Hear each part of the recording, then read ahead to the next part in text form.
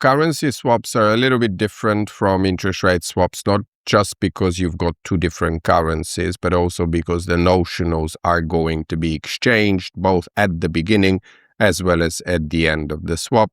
And those notionals are based on the FX rate at initiation of the swap. So, for example, if I'm swapping £1 million and the exchange rate to the dollar is $1.5 buys £1, then the US dollar notional would be $1.5 million. But before we get into the mathematics of currency swaps, I just want to kind of give you a picture and explain why we would even want to engage in something like this.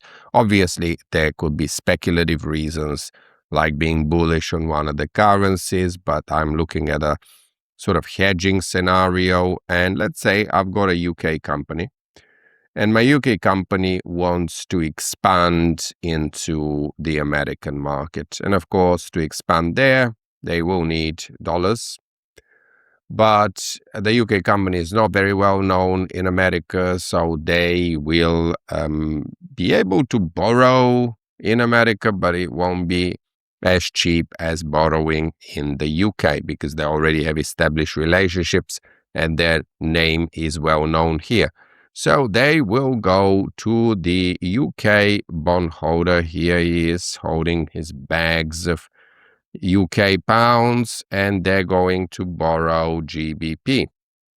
Now you can see from this simple diagram that pounds are coming in, dollars are going out, and so there is a currency mismatch, and we are going to be worried about the future value of the dollar, right? Because that US subsidiary will send us back dollar profits, but we are going to have to pay pound coupons and eventually pound principal back to our UK bondholder. So enter currency swap. Our UK company is going to approach a dealer, and it will say to the dealer, let's say £100 million came in. It will tell the dealer, look, I'm going to give you the pound principal. I'm going to give you the £100 million, but you are going to give me maybe $150 million,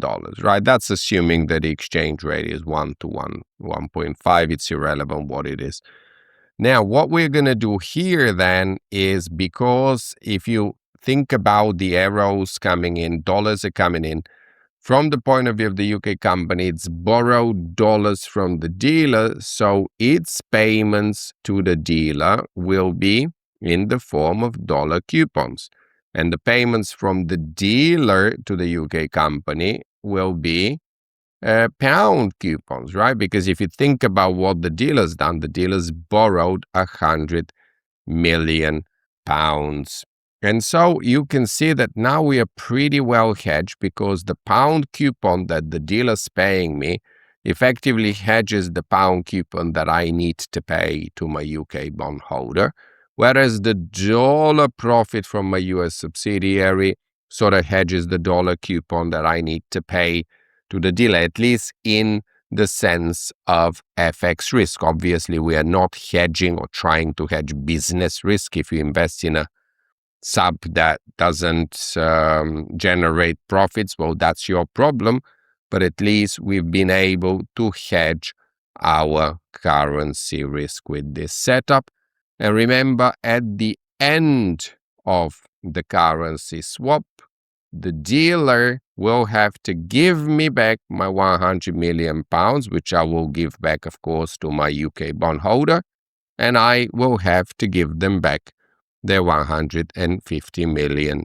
So the notionals are based on the exchange rate at initiation, and that's both at the start, the swap at the start, as well as the swap at the end. Now, each leg can be fixed or it can be floating. For example, we might say, well, given the term structure of interest rate in the UK, the swap fixed rate for pounds is 4%, so I'm going to take 4% of 100 million, and that's going to be £4 million. being the annual coupon. Now, notice here I'm assuming annual periodicity, but on exam day, watch out for semi-annual swaps or even quarterly swaps, so you will have to either divide that by 2 or by 4. Notice that each currency will have its own fixed rate because it depends on the term structure of interest rate in that particular country. So for the dollar, it might be 5% based on the MRRs in the US. Now, it is also possible for currency swap to have variable rates, i.e. floating rates, but good news, the examiner does not want to test us on that. The examiners made the commitment that they will be testing us only on the fixed currency swap. However, this can be at some point between settlement dates. So it's not going to be on a specific settlement date as we did with the interest rate swap. So be careful here. The approach will be slightly different. And in fact, the way we want to think about the currency swap is via the bond replication methodology. So if let's look at this example here. If I want to value the USD receiver, i.e. the person receiving dollars in the future, which in our case is the dealer, because the dealer will be receiving dollar coupons and eventually the $150 million principal. So from the point of view of the dealer, he's long the dollar and he's short the pound. If that confuses you, just simply ignore these arrows in the middle. That's my tip. Ignore the arrows in the middle and just focus on the cash flows coming in and out in the form of coupons, because these are the future cash flows. The dealer is long the dollar and he's short the pound. The dealer wants the dollar to appreciate against the pound. So if I'm using the bond replication methodology, it's as if the dealer is long a fixed income security denominated in dollars.